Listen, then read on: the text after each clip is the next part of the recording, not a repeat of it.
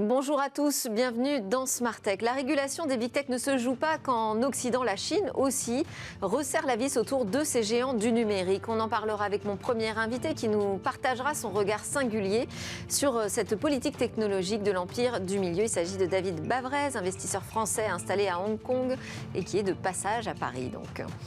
Et puis nous reviendrons à nos affaires politiques françaises avec deux autres invités qui vont défendre l'idée d'un ministère du numérique de plein exercice. Ce sera peut-être le choix que fera Emmanuel Macron pour l'annonce de son gouvernement. En tout cas, mes deux invités vont défendre cette idée. Ensuite, on retrouvera notre rendez-vous avec elles, des femmes entrepreneurs dans la tech, dont Olivia nous tire le portrait régulièrement. Aujourd'hui, on parlera de Juliette Mandrin, Ellboss. Ellboss est une plateforme dédiée à l'entrepreneuriat au féminin. Mais tout de suite, donc c'est le moment de l'interview. On parle de la Chine et de la politique de Pékin en matière de tech.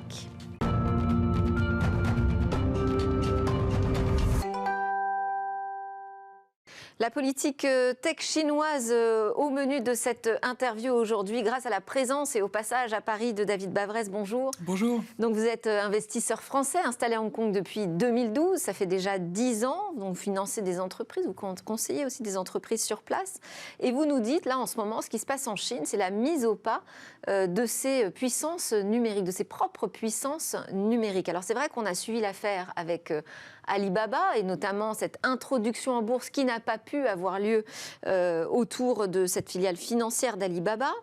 On voit aussi que l'activité cloud est un peu mise au banc par le gouvernement chinois. En tout cas, elle n'est pas choisie dans les politiques publiques chinoises de l'Empire du Milieu. Qu'est-ce qui se passe? Dites-nous ce qui se passe en ce moment. Est-ce qu'on retrouve un peu les mêmes symptômes qu'on a ici en Occident autour de la régulation des géants du numérique? Alors, il y a eu un changement dramatique. On s'était vu il y a un an. J'étais très positif à l'époque parce que je disais la Chine va se développer dans les services digitaux beaucoup plus rapidement que les États-Unis et l'Europe. Et en fait, il y a eu un été meurtrier en 2021 où la Chine a fait le choix stratégique de se développer non pas par les services, parce que qui dit services digitaux, dit GAFA, dit contrôle du secteur privé et de la jeunesse par des private equity de Shanghai qui sont mes ennemis politiques. Au lieu des services, je vais me développer dans l'industrie, la production industrielle, et je vais monter en valeur ajoutée pour avoir des leaders exportateurs. Donc c'est le modèle allemand ou sud-coréen par opposition au modèle américain. Donc le problème. Et ça, vous le voyez comment? J'ai cité l'exemple d'Alibaba. Est-ce que vous avez d'autres exemples de ce qui se passe en ce moment? Il y a un an, on parlait de finance, on parlait d'éducation, on parlait de santé. Je vous disais que la Chine arrivait avec des business models qui étaient à des bases de coûts, structures de coûts, 10% de celles des États-Unis. Tout ça, c'est complètement à l'arrêt. Et à l'inverse, ce qu'on voit, c'est une montée en gamme très puissante de l'industrie manufacturière. L'an dernier, il y avait beau y avoir le Covid, la Chine a gagné 5 points de part de marché mondial des exportations manufacturières. Donc, on parle beaucoup de la Chine qui s'écroule, qui sont ses services digitaux, mais il ne faut pas oublier que, par ailleurs, il y a la montée en puissance de l'industrie. Le problème, là où ça, à mon sens, là où donc ça ça ne marche reste quand pas... même une vision pragmatique. Non, parce que l'industrie, c'est 30% du PNB, les services, c'est 70% chez nous. Donc quand vous faites ça, vous avez un ralentissement économique extrêmement fort. C'est pour ça que ce trimestre, vous allez avoir officiellement 2% de croissance du PNB, et en réalité, je pense que elle est négative. Donc ce système, il laisse un boulevard aux États-Unis sur le métaverse, sur l'intelligence artificielle, et je pense que la décennie 2010 qui a été la décennie de la Chine, je pense que en matière de tech, la décennie 2020, je ne serais pas étonné que ce soit celle des États-Unis. Donc un renversement total lié sans doute et le monde change. À la crise Covid, que change aussi l'arrivée de cette guerre aux portes de l'Europe entre l'Ukraine et la Russie? C'est ça qui est intéressant. Moi, quand je vis à Hong Kong, je vis en économie de guerre. Quand tu es à Paris, là, je suis depuis 3-4 jours, c'est fabuleux, c'est la paix. Et là où c'est, pour moi, investisseur, c'est complètement différent, c'est que quand vous êtes en économie de paix, vous vous intéressez à la demande. Il y a des clients qu'on essaie de servir. Donc vous faites de l'intelligence artificielle pour essayer de comprendre mieux la demande de mes clients. Quand vous êtes en économie de guerre, quand en 1940, vous avez une boutique beurre et fromage, vous ne demandez pas à AI de savoir si je préfère le camembert ou le reblochon. Vous dites, tant que je peux faire de la tome de Savoie, tant que je produis plus de tomes de Savoie que les autres, je vais gagner. Et hier, vous avez vu Carlos Tavares de Stellantis qui dit « Je n'aurai pas suffisamment de batteries électriques dans les 3-4 prochaines années ». Donc celui qui gagne, c'est celui qui sait mieux produire que les autres, qui a le goulot d'étranglement de la production. Et c'est ça qui s'inverse complètement. Et c'est ce qui explique également le choix chinois entre services et production, c'est qu'ils disent, on voit très bien que dans l'économie de guerre, parce qu'on est en guerre avec les US, c'est la seconde guerre froide qui commence, et bien en fait, celui qui parie sur la production, il gagne. Et donc ce qu'on voit dans les semi-conducteurs, on va le voir dans les Chinois pensent, tout un tas d'autres industries. Alors, il y a quand même un point de vue intéressant sur la question de la souveraineté, qui est une question qui nous traverse sans cesse en Europe, et même plus largement en Occident. Et là, l'Asie montre une voie possible. C'est-à-dire qu'elle dit, moi, je refuse, par exemple, que mes ordinateurs soient produits par des puissances étrangères, en tout cas les ordinateurs que j'utilise dans l'administration. Oui. Il y a des vraies décisions politiques en matière de souveraineté. Est-ce que ça vous semble une manière de se protéger et peut-être demain de devenir aussi une puissance? Alors moi, ça me semble complètement opposé à la nature même de la tech. La tech n'a pas de frontières. Et donc, si oui, ce decoupling, pour moi, la fin de la globalisation, je n'y crois pas du tout. Il n'y a pas de déglobalisation. Je pense qu'il y a une reglobalisation. C'est-à-dire que nous, société européenne, on ne doit pas dépendre de la même manière du gaz russe, de la défense américaine, de la sous-traitance en Chine. Donc l'urgence pour tous nos conseils d'administration, c'est de dire, c'est quoi ma stratégie Chine plus 1 ? Quand je vous dis qu'il y a un problème de production, si j'ai une société allemande, Lagarde, la semaine dernière, disait la moitié des grands groupes allemands dépendent de la Chine pour une partie stratégique de leur supply chain. Il faut construire une supply chain alternative, ce qui va se faire en Asie du Sud-Est, ce qui va se faire en Europe de l'Est et ce qui va se faire à Mexico. Mais là, on voit que la Chine se pose les mêmes questions, en fait. Elle veut à nouveau reproduire chez elle, elle veut gagner son indépendance technologique. Est-ce que ce n'est pas un moyen de construire ses futurs champions? Alors, peut-être pas dans le service, quand vous avez... mais dans le matériel, qui est aussi stratégique, l'infrastructure. Quand vous avez des technologies peu évolutives et que vous avez besoin d'économies d'échelle pour gagner, ça marche, parce que la Chine, c'est un continent. Mais quand vous avez des technologies disruptives, ce n'est pas en fermant vos frontières que vous allez avoir des meilleures idées que les autres. Et l'exemple que je vous donnais, c'est le métaverse. Oui. Le métaverse, la Chine a commencé à l'interdire en disant le métaverse, ça va être des jeux vidéo. Donc, il est hors de question que nos jeunes continuent à passer encore plus de temps devant les jeux vidéo. Là-dessus, Microsoft rachète Activision 69 milliards de dollars, c'est la plus grosse acquisition de toute l'histoire. Et on découvre que le métaverse, ce n'est pas une histoire de jeux vidéo, c'est une histoire de logiciel, d'entreprise. Notre vie va être, tous les meetings vont être hybrides. Et les sociétés qui, par leur logiciel, vont maîtriser ce monde hybride, vont avoir des gains de productivité démentiels. Et donc la Chine dit, alors il va falloir que je développe un métaverse B2B, mais que j'interdise le métaverse B2C, parce qu'il y a ce qu'on appelle des DAO, donc des organisations décentralisées autonomes, et ça sent un peu la démocratie. Donc, j'en veux pas. Donc, comment vous faites, quand vous êtes chinois, pour gagner dans le métaverse B2B si vous ne passez pas par le B2C? Quand Microsoft nous dit, moi, j'ai acheté Activision précisément parce que je veux, à travers les jeux, comprendre votre comportement dans un monde hybride que je vais transposer au monde. Donc, vous y voyez un signe de faiblesse aujourd'hui de cette politique? Alors, j'y vois surtout parce que moi, je suis européen et je vais être positif, j'y vois une opportunité incroyable pour nous, c'est qu'aujourd'hui, si vous êtes un jeune Chinois, vous êtes enfermé à Shanghai, très talentueux, vous êtes enfermé à Shanghai depuis 2 mois, vous n'avez pas à manger tous les jours, vous ne rêvez. Vous avez des nouvelles de personnes aujourd'hui qui vivent ce confinement Oui, j'ai des copains. Oui, j'ai des copains qui y sont. À Shanghai. Oui. Donc en fait, quand je vous dis qu'il y a un problème le problème c'est la production, ils se demandent est-ce qu'on m'a produit de la nourriture pour demain. C'est pour ça. Ils sont pas là à commander sur Deliveroo. Non, c'est pas. C'est est-ce que je vais avoir quelque chose à manger? Et donc l'opportunité qu'on a, nous, c'est tous ces jeunes Chinois. C'est de les embaucher, c'est de les faire venir chez nous. Donc tous les jeunes étudiants qui sont chinois, d'abord qui sont en France, ils n'ont pas envie de rentrer. C'est pas qu'ils sont pas du tout chinois, ils vont rentrer dans leur pays, mais ils disent il faut pas que je rentre maintenant tant qu'il y a ce qu'on appelle un crackdown sur la tech. Donc nous avons une opportunité incroyable de récupérer ces talents. Ils n'iront pas aux États-Unis.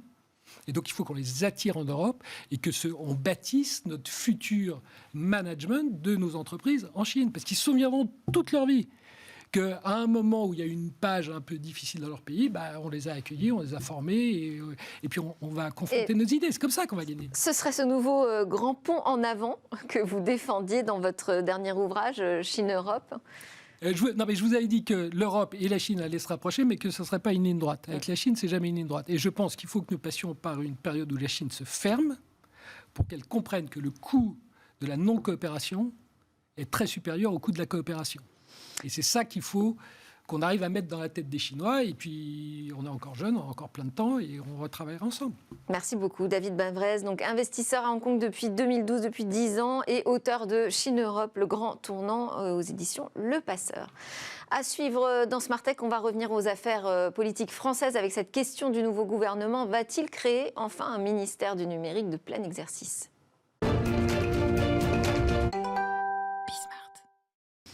Alors, pour parler de ce désir, de cette envie de créer un ministère du numérique de plein exercice dans le nouveau gouvernement qui est en train de se décider en ce moment même, je reçois 2 signataires de la Tribune pour un ministère du numérique de plein exercice. Le titre est assez clair, ça a été publié le 5 mai dans la Tribune.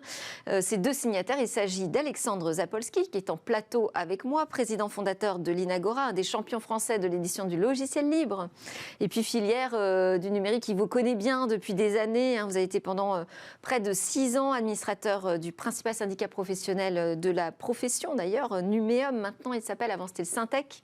Absolument.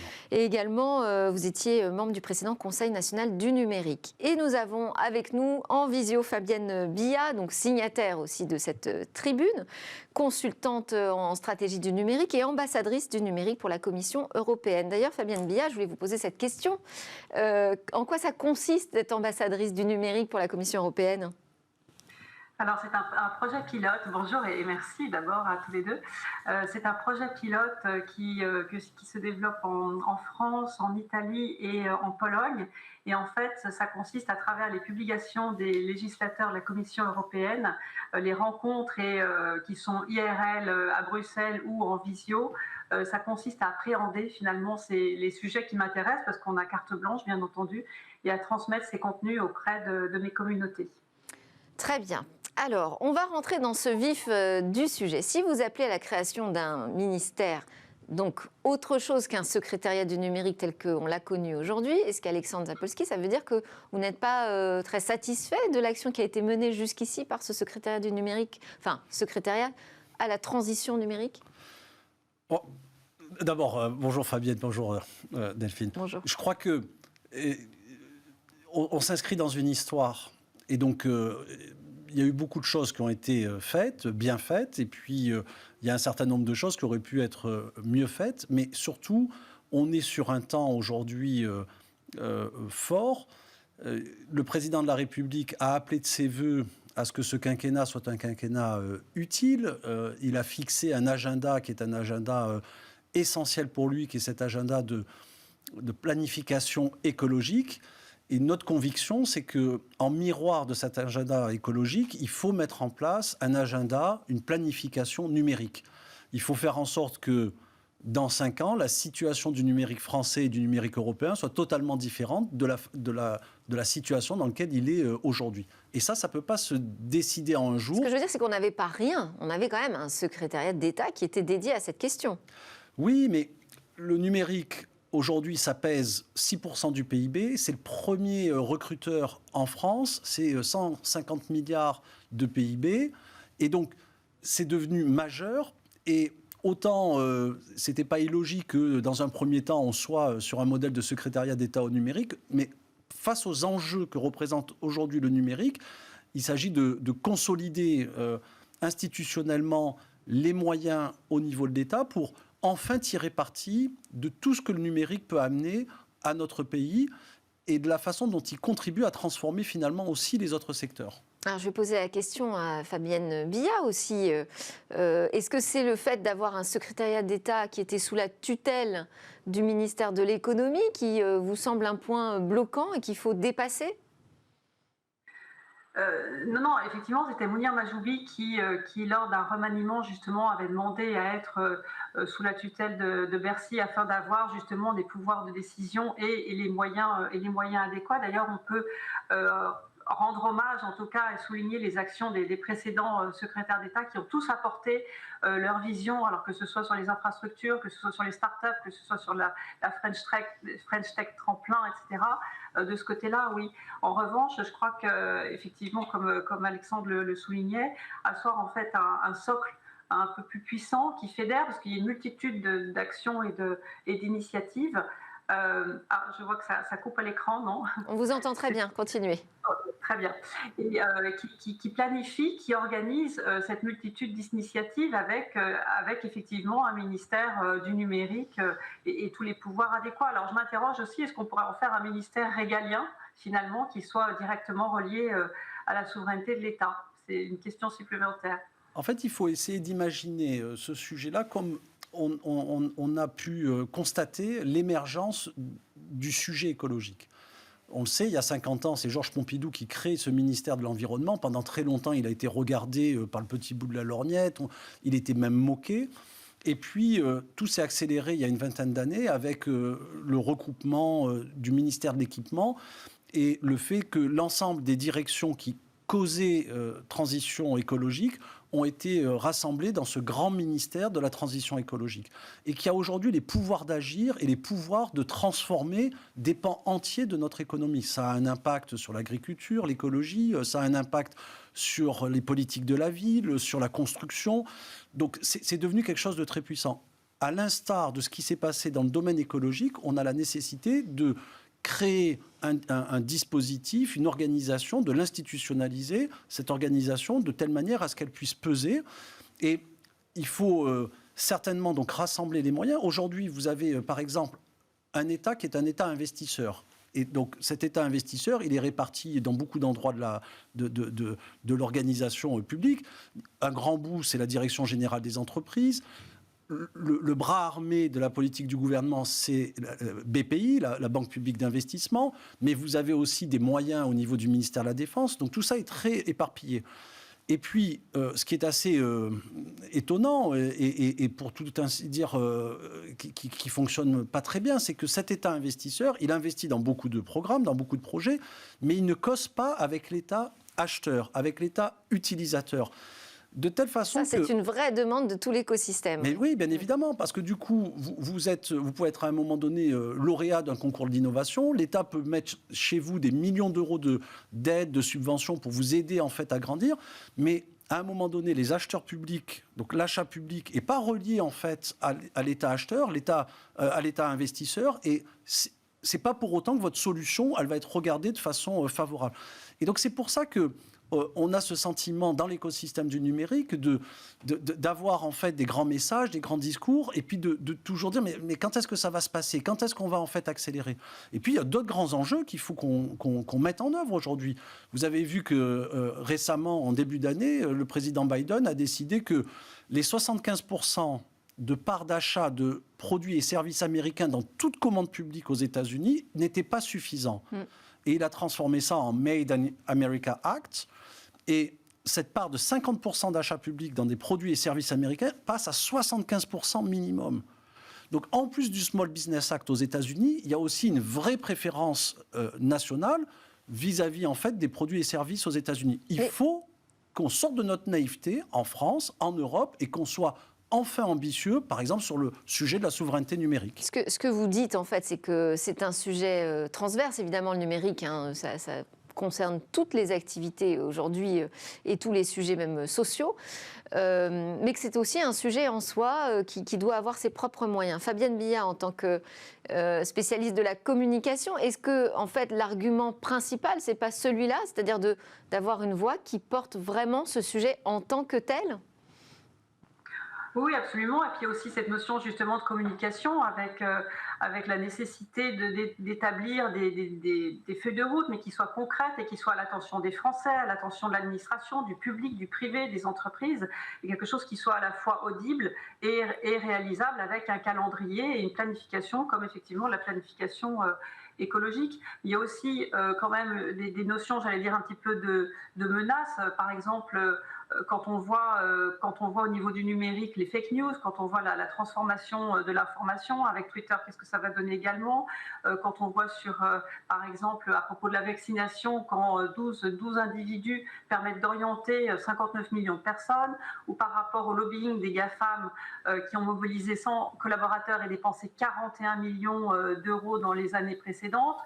70% des technologies sont également liées aux données de santé qui sont accaparées par les GAFAM. Bref, par rapport à tout ça, la France a tout à fait une nécessité de s'aligner, de planifier et d'y aller fort avec un ministère de plein exercice. Alors, si on avance un peu dans notre discussion à ce sujet, quel serait le profil idéal du ministre du numérique, s'il a un ministère ? Est-ce qu'il faut un technicien ? Est-ce qu'il faut quelqu'un du Sérail ? Fabienne. Alexandre, tu étais sur la liste. Là. Non. J'allais poser la question. Est-ce que ce sera vous, Alexandre, par exemple ? Parce qu'il paraît qu'on y a pensé. Bon, c'est ce que disent les médias, mais il ne faut jamais croire ce que disent les médias. Alors, vous êtes où, là ? Vous êtes où, Alexandre ? Non, je rigolais parce qu'en fait... Donc, doit-on croire ce que vous allez nous dire ? Je ne sais pas. On retombe dans le syndrome français à partir du moment où, effectivement, on est en train d'imaginer, en fait, d'organiser les choses pour être plus fort, pour avoir plus d'impact. Fabienne a tout à fait raison, pour organiser en fait un message. Qui parle aujourd'hui de numérique et sur quel domaine ? Le numérique aujourd'hui, les précédents secrétaires d'État, ils avaient des périmètres assez resserrés. Le numérique en matière de formation, c'était au niveau de l'éducation nationale. Le numérique en santé, c'était le ministre en fait de la santé. Le numérique au niveau de la politique de la ville, c'était le ministre en fait de la ville. Et donc, il y a un vrai sujet, effectivement. Alors, ça restera un sujet transverse. De toute façon, dans chaque ministère, il faut qu'on se préoccupe de cette transformation numérique. Mais alors, ma question, j'y reviens, c'est quel serait le profil, selon vous, idéal d'un ministre du numérique, donc qui soit vraiment le spécialiste de cette question ? Moi, ma conviction, c'est que il faut être aligné avec la vision du président de la République. Donc, le premier des éléments, c'est d'avoir effectivement un ministre du numérique qui a compris en fait quel était l'agenda du président de la République et qui sera en fait capable de mettre en œuvre cet agenda stratégique. On le sait, c'est son dernier quinquennat au président de la République. Je pense qu'il va mettre énormément de son énergie, de son intelligence au sujet de la transformation de la France. Il l'a promis en fait à Marseille, faire de la France le premier grand pays qui décarboné, le premier grand pays qui rentrera dans le 21e siècle. Il y a une course de vitesse. Cette transformation écologique de la France, elle ne se fera pas sans une transformation numérique profonde. Je pense que, par ailleurs, le sujet de la souveraineté numérique, c'est un sujet essentiel face aux dangers qui est à notre porte. Maintenant, on le voit. Enfin, c'est-à-dire que on n'agite plus des chiffons. On sait que le sujet de l'indépendance numérique, c'est un sujet en fait essentiel. Vous avez vu, alors pour le coup, c'est dans l'autre sens, à quel point des services SaaS, des services cloud comme MongoDB a pu décider du jour au lendemain de fermer les accès à sa plateforme aux Russes. Alors aujourd'hui, c'est des clouders américains qui ferment les accès en fait à des acteurs russes, mais demain, vous ne savez pas ce que sera la politique américaine et la politique étrangère américaine si Trump passe. Moi, je ne veux pas que la France et l'Europe se retrouvent dans une situation où demain, ils ne pourront plus utiliser des services cloud parce que nous, on n'aura pas créé en fait les alternatives en France. Donc, je crois que c'est quelqu'un qui pourra porter en fait ces sujets-là. Je ne vais pas en fait vous donner non. Il y a vraiment des gens de talent. Non, mais parce qu'on plaisantait sur la liste qui n'est pas du tout une liste des médias qui fantasment, qui est une liste de gens potentiellement qui pourraient tout à fait accéder à ce poste, dont vous faisiez partie, mais il y avait aussi d'autres noms. Des noms d'ailleurs, par exemple, si je pense à Henri Verdier, plus proche du secteur de la cybersécurité. Donc je fais une transition sur ce sujet. La cybersécurité, vous la mettez où ? Dans ce ministère du numérique ou au ministère de l'Intérieur ? Fabienne Billard.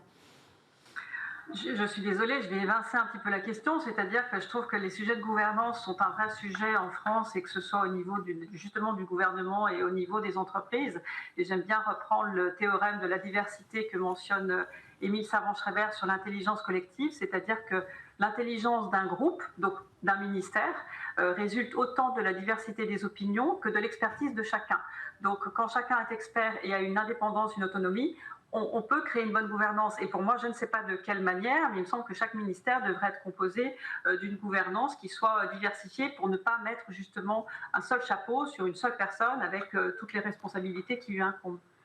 Sur la question de la cybersécurité. Pour ma part, je suis très clair, si on crée un ministère du numérique, il faut que le sujet cyber soit naturellement porté par ce ministère du numérique. Il faut être clair, il faut à un moment donné rationaliser les moyens. Donc la très grande agence qui s'appelle l'ANSSI, qui fait un travail en fait formidable en France, il faut effectivement qu'elle soit du ressort en fait de ce ministère du numérique. Parce qu'on ne va pas créer un ministère du numérique avec uniquement la direction générale des entreprises et un bout de la DINUM ou la DINUM. La C'est direction... toute la question, quel va être le rôle, le périmètre de ce ministère ? Moi, ma conviction, c'est qu'il faut rassembler les moyens. C'est-à-dire qu'on a vu sur le sujet de la création du MTES, de ce ministère de la transition écologique, que au début, ça a été un peu compliqué. On a rassemblé en fait des moyens, l'équipement, s'occuper des routes, etc. Moi, je me rappelle avoir eu des discussions avec des hauts fonctionnaires de ce ministère. Les gens étaient un peu étonnés là, de ce rassemblement des forces, etc.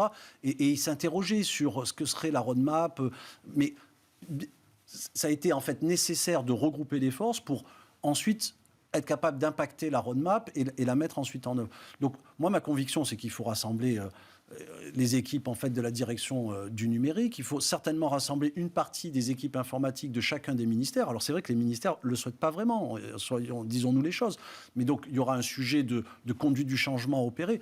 Ma conviction, c'est que le numérique public doit être fait par le secteur public. Les seuls qui peuvent créer des systèmes d'information régaliens sont des fonctionnaires. Il faut arrêter de sous-traiter ça à des tiers. Il y a eu ce scandale des sociétés de conseil qui a beaucoup... moi, j'étais pendant la campagne présidentielle beaucoup sur les marchés. Les gens ont été extrêmement choqués en fait de ce sujet-là. Et donc ça, il faut rapatrier ces moyens qu'on donne pour financer et payer correctement nos fonctionnaires qui font en fait de l'informatique. Il n'y a pas assez d'informaticiens dans le secteur public pour faire les systèmes d'information de l'État. A contrario, il faut acheter sur le marché auprès des startups françaises toutes ces solutions de commodité qui existent et qui sont de très bonne qualité. Que l'État veuille faire sa propre digital workplace alors qu'il existe des dizaines d'offres, nos collègues de Waller, de Jamspot, nous-mêmes, Niagara, on fait une solution qui s'appelle Twek. C'est juste dément de se retrouver en compétition avec l'État, alors qu'il y a une offre industrielle en fait sur le marché. Donc il faut rassembler ces moyens-là, il faut rassembler les moyens de la Direction générale des entreprises, de l'ANSSI, de l'ensemble en fait de cybersurveillance qui fait un travail aussi. C'est un méga ministère, vous l'appelleriez comment ? On pourrait l'appeler le ministère de la transition numérique, à l'instar du ministère de la transition écologique, le MTN. Fabienne Billard, vous avez un nom aussi de prédilection ? Non, je suis et je vote pour Alexandre. Non, mais effectivement, il faut que ce soit un périmètre le plus large possible, mais avec les moyens adéquats et que, un petit peu comme c'était fait jusqu'à présent avec chaque secrétaire d'État, une mission, là, il faut que ça couvre et que ça chapeaute le maximum d'éléments. C'est transversal, donc le ministère doit être également quasiment transversal. Vous avez évoqué le parallèle avec le secrétariat à l'écologie. L'écologie, ça c'est une vraie question aussi pour le numérique. Est-ce que ça devra faire partie des gros sujets traités par ce ministère ? La question de la pollution numérique, Fabienne Billard ? Non, mais c'est marrant parce que c'est intrinsèque. L'autre jour, j'ai rencontré une boîte qui fait des data centers et qui mise sur la méthanisation. Donc, je suis désolée, c'est les biodéchets, voire les bousses de vaches. On voit très bien, qui sont récupérés pour améliorer le rendement, justement, grâce au data mining. Donc, finalement, tout ça, c'est pour ça que mettre le numérique aussi dans un secteur, c'est très réducteur, alors qu'aujourd'hui, ça touche tous les domaines et l'agriculture également et l'énergie. Si je vous pose ces questions, c'est parce que finalement, on a le sentiment que ça va aspirer énormément d'expertise qui sont déjà dans chacun des ministères. En fait, c'est l'argument de la transversalité du sujet à chaque fois que je vous oppose. Oui, mais on avait les mêmes débats, effectivement, au moment où on a regroupé en fait, les moyens de la transformation écologique. Et donc, et ce débat, c'est normal en fait qu'il ait lieu, mais la réalité, c'est qu'il faut laisser une partie de l'expertise au plus proche des métiers. Ça, dans les systèmes d'information, c'est quelque chose qu'on connaît bien. C'est-à-dire que vous pouvez pas, quand vous avez en fait une direction des systèmes d'information, vous regroupez en fait vos moyens dans une DSI et à côté, vous gardez en fait des moyens informatiques, de transformation, etc., au plus proche des métiers. Et donc, c'est un dialogue entre les deux. C'est aussi ça qu'il va falloir organiser. Et vous faites la montée en compétences entre les deux. Mais pour répondre rapidement à votre question, oui, le numérique durable, c'est un sujet qui est tout à fait essentiel. Et donc, il faut le prendre en compte. Il faut que ça rentre en fait dans les critères RSE. Mais le numérique durable, c'est pas simplement une meilleure consommation énergétique. C'est aussi un numérique qui est plus éthique, plus respectueux des utilisateurs. Il faut qu'on switch en fait de numérique. Il ne faut pas qu'on soit dans un numérique uniquement consumériste, un numérique à la Facebook ou à la Google. C'est là où il faut qu'on invente notre numérique français européen. Vous savez que je plaide depuis des années pour une troisième voie numérique. Absolument. Oui. Et donc il est temps en fait de mettre en œuvre cette troisième voie numérique. Il est temps de dire que par exemple, faire de l'open source, ce n'est pas la même chose que de faire du logiciel propriétaire. Parce que quand vous faites de l'open source, vous fabriquez des communs numériques et vous permettez en fait des externalités positives que vous n'auriez pas si vous faisiez en fait du logiciel propriétaire. Et donc vous enrichissez finalement les autres en même temps que vous, potentiellement, vous vous enrichissez vous-même. Donc tout ça, ça doit rentrer dans des critères RSE. Je voudrais juste dire aussi que... Parce que ça conditionne quand même le profil du locataire de ce ministère. Parce que là, vous adressez des sujets quand même sur lesquels il faut avoir beaucoup d'expertise. Jusqu'ici, on avait une politique quand même qui était plus économique, alors du fait sans doute de la tutelle du ministère, mais enfin qui marchait autour de cette Startup Nation, la French Tech, les licornes. Il n'y avait pas forcément besoin de s'y connaître ou d'être très pointu sur les enjeux du numérique. Donc ça veut dire qu'on va avoir un ministère beaucoup plus expert aussi peut-être, Fabienne. Oui, ou de multi-expertise, parce qu'effectivement, une seule personne ne peut pas remplir tous les rôles. Et pour moi, c'est encore une question de gouvernance. On pourrait imaginer une gouvernance différente au ministère du numérique de ce qu'on voit dans les autres ministères ? Je ne sais pas, mais sur ce que vous disiez, c'est vrai qu'on a un secrétaire d'État qui sort dans quelques jours de sa fonction, Cédric O, qui a fait disons-le, Vous en avez parlé avec lui ? Bon, j'ai beaucoup parlé avec lui au cours des dernières années. Que pense-t-il de cette idée d'avoir un ministère de plein exercice ? Je n'ai pas parlé spécifiquement de ce sujet-là avec lui.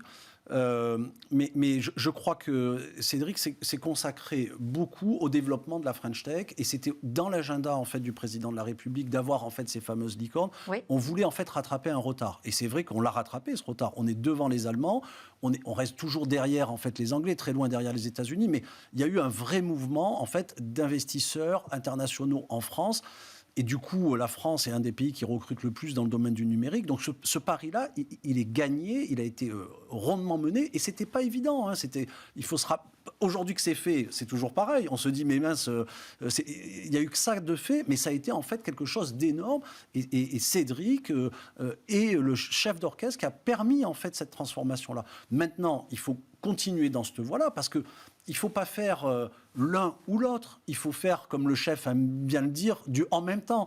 Il faut continuer à accompagner en fait, le développement économique du secteur sur le modèle traditionnel, le modèle des licornes, avec les investisseurs. Mais en même temps, il faut soutenir ce que moi j'appelle l'autre French Tech, cette French Tech d'entrepreneurs qui ne souhaitent pas en fait, faire entrer d'investisseurs nécessairement dans leur capital, qui ont une vision à moyen, à long terme, qui développent les logiciels, qui ne sont pas uniquement ceux qui les utilisent. Parce que, disons les choses, souvent les licornes, c'est plutôt des plateformes qui utilisent la techno fabriquée par d'autres. On n'a pas encore beaucoup de deep tech parmi les licornes, ça que vous voulez dire. C'est ça. Et vous connaissez un certain nombre de ces entrepreneurs de l'autre French Tech, puisque mon collègue Jean-Paul Smets vient régulièrement Absolument. Sur votre plateau, Madame Sabatier. Et puis Quentin Adam, qui est d'ailleurs la personne à l'origine de cette tribune, il faut lui rendre hommage, le formidable patron de Clever Cloud, 33 ans, il représente pour moi le futur en fait, de la French Tech. Qui est venu aussi défendre l'ouverture du carnet de commandes de l'État aux startups françaises. Absolument. On n'a pas le temps de continuer davantage. On verra quelle sera la décision. On aura la réponse très bientôt. Merci. Merci pour votre invitation. Merci à tous les deux. Merci Fabienne Billat, consultante en stratégie numérique, ambassadrice du numérique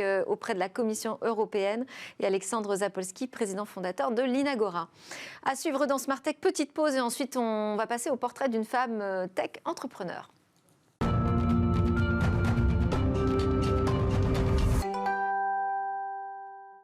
Vous êtes de retour sur le plateau de Smart Tech, l'émission que vous regardez en direct sur la chaîne Bismart le matin dès 11h. On est dans la dernière partie de cette émission et j'ai à mes côtés désormais Olivia Strigari, la directrice de la publication et cofondatrice des Informels. Et on va ensemble découvrir le portrait d'une femme entrepreneur dans la tech. Il s'agit de Juliette Mandrin, présidente cofondatrice de Ellboss.fr. Bonjour Olivia. Bonjour Delphine. Alors vous êtes venue nous parler aujourd'hui donc de Juliette Mandrin et de sa plateforme, de son initiative. Pourquoi vous avez pensé à elle aujourd'hui pour ce portrait ? Alors, on a rencontré Juliette Mandrin dans le cadre du Salon Go Entrepreneur, qui a eu lieu il y a quelques semaines désormais. Et elle a été dénichée par notre journaliste Régine Rallèche. Et en fait, on a beaucoup aimé son profil, son parcours, pas du tout linéaire et très atypique par rapport à ceux que je vous ai présentés jusqu'à présent. Et aussi parce que sa solution est justement tailor-made pour les femmes freelance. Je vous expliquerai bien vite. Et donc son parcours, c'est aussi son parcours de maman. En fait, c'est une jeune femme de 44 ans aujourd'hui qui a 2 grands garçons de 21 et 19 ans. Et 3 belles filles, dit-elle, dans sa famille recomposée. Et pourquoi je vous parle de sa vie de famille ? C'est parce que sa vie de famille est intimement liée avec sa vie professionnelle. En fait, pour élever ses enfants, elle s'est arrêtée pendant 12 ans. Elle a fait donc une longue interruption de carrière dans laquelle elle s'est dévouée à la vie associative de sa commune pour accompagner les jeunes mamans et les sortir de l'isolement. Donc elle avait déjà une vocation en fait d'aller vers les autres. Et en fait, elle se rend compte au bout de 12 ans que ses enfants ont grandi. Elle veut reprendre une vie professionnelle. Et elle, qui a eu un parcours un peu autodidacte, elle avait un bac+2 en assistance de direction, se retrouve un peu en difficulté pour renouer avec une vie professionnelle. Donc, elle est formée par une de ses amies qui la forme au recrutement, à la recherche de recrutement. Et elle se spécialise dans le recrutement des ingénieurs informatiques. Elle a donc différents clients. Et elle fait ça pendant 3 ans. Et puis, finalement, elle est recrutée par son principal client, qui est Vinci, dans la filiale Nuvia, qui est spécialisée dans le nucléaire. Donc ça veut dire que finalement, elle reprend un job à temps plein, elle est en CDI. Qu'est-ce qui la pousse à ce moment-là, ou après, je ne sais pas, vous allez me dire, finalement, à lancer sa propre entreprise ? Elle a fait 3 ans de freelance. Elle a maintenant, désormais, elle passe 5 ans chez Vinci. Au bout de 5 ans, elle me dit, entre courir le matin, la voiture, les embouteillages, etc., elle commence à trouver que ses aspirations de vie ne correspondent plus à la réalité de sa vie au quotidien. Et elle se dit qu'elle a envie de plus d'autonomie et de plus de liberté. Et elle se dit, comment est-ce que je vais pouvoir renouer avec une vie plutôt freelance ? Et c'est là aussi qu'elle se dit qu'il y a plein de jeunes femmes autour d'elle qui ont les mêmes aspirations. Et notamment après le Covid, il y a un sondage d'OpinionWay, me dit-elle, qui relate que 43% des femmes ont envie de changer de rythme de travail à la suite de la pandémie et des rythmes qu'on a vécu à la maison. Et donc, elle se dit... qu'à ce moment-là, en plus, on a cumulé le travail et la vie de famille. Exactement. C'est particulièrement dur. Ouais. Voilà. Et en fait, les femmes ont envie de plus d'autonomie, de mieux gérer leur quotidien. Et elle se dit, comme elle, il y en a des dizaines. Et de l'autre côté, chez elle, donc son compagnon lui dit, mais écoute, nous, en entreprise, on a beaucoup de difficultés à recruter des gens en intérim ou en CDD. On a besoin de renforts, surtout après le Covid, mais on n'arrive pas à les recruter. Il y a certaines plateformes de freelancing qui existent, mais c'est surtout des profils digitaux. Et en fait, l'idée naît comme ça, au coin de la table de la cuisine. Ils ont l'idée de Ellboss, surtout axée sur les femmes. Donc, il y a une vraie proposition d'impact et d'enjeux, de réponse aux enjeux de mixité professionnelle au cœur des entreprises. Et c'est comme ça qu'ils font la jonction des deux. Donc, c'est une plateforme Ellboss.fr qui est uniquement dédiée aux femmes ? Aux femmes freelance. En fait, c'est pas que dédié aux femmes freelance et aux entreprises. En fait, c'est une plateforme comme une marketplace avec un double tunnel. D'un côté, vous avez ce qu'elle appelle les bosseuses, donc les freelances, les jeunes femmes freelance, les jeunes, moins jeunes étudiantes, de l'étudiante à justement la femme retraitée, qui veulent se remettre à leur compte en freelance, qui ont un outil qui va leur permettre à la fois d'éditer leur profil avec leurs compétences professionnelles et aussi extra-professionnelles, avec la possibilité de faire des devis, de faire des factures, alors que, évidemment, la prestation va être effectuée directement chez le client ou avec le client. De l'autre côté, du côté client, ils vont avoir accès à un vivier de compétences, de freelance, qui vont être plus faciles à gérer que des CDD ou des intérims, en direct. Mais surtout, la vraie différence, c'est que par rapport aux autres plateformes qui, en général, ont plutôt des profils digitaux, de professionnels digitaux, ici, vous aurez toutes sortes de compétences et de profils professionnels. D'ailleurs, c'est comme une boîte d'intérim en version numérique, mais qui met en valeur plutôt des profils féminins indépendants. Sans le passage de l'agence intérim, évidemment. Ouais. Donc, vous ne faites pas un contrat à l'agence, mais vous faites directement un contrat à la personne en freelance. On est en direct avec l'entreprise qui cherche à recruter. Exactement. Et l'avantage de la plateforme aussi, c'est qu'elle a rajouté une brique importante d'assurance pour les freelances, de prévoyance qui n'existe pas habituellement, et surtout aussi d'une garantie de paiement à 10 jours. Ce qui permet aux freelances d'être tranquilles. Donc ça, elle le facture, j'imagine. Voilà. Elle le facture, oui, au freelance. Au freelance. C'est intégré, en fait, dans la facturation et dans la partie devis. Voilà. Donc, ça va leur permettre aussi d'avoir ce volet-là qui, habituellement, n'existe pas sur les plateformes et doivent gérer par eux-mêmes, par ailleurs, en parallèle. Voilà. Donc, à ce jour, donc, ils ont lancé cette solution. Ils ont commencé à travailler l'entreprise Elboss en 2020, mais ils ont réellement lancé la plateforme qui a la forme vraiment d'une marketplace en septembre 2021. Depuis, elle a plus de 700 bosseuses qui sont uploadées sur la plateforme et plus de 80 entreprises en Île-de-France présentes, actives. Pourquoi je vous dis en Île-de-France ? Parce que le développement de Elboss est prévu de façon territoriale. En fait, ils ont commencé... Un peu comme Le Bon Coin, finalement. Exactement. Elle a commencé par Île-de-France. Elle veut s'étendre en maillage territorial à travers un réseau aussi d'ambassadrices. Ambassadrices du côté des freelances, ambassadrices du côté aussi des entreprises, pour qu'il y ait un maillage à la fois aussi humain. Elle insiste beaucoup sur le côté humain. Elle est très dans l'accompagnement et dans l'humain. Et elle dit que justement, sa solution est vraiment ce côté humain qu'elle veut apporter à la vie professionnelle et à la jonction entre les freelances et les entreprises. Merci beaucoup Olivia Strigari pour cette nouvelle découverte. Je rappelle que vous êtes directrice de la publication, cofondatrice des Informés, sur laquelle on peut aussi trouver beaucoup de portraits de femmes. C'était Smart Tech. Merci à tous de nous avoir suivis. On se retrouve demain. Demain sera le grand débrief. On va parler notamment des annonces suite à la Google I.O.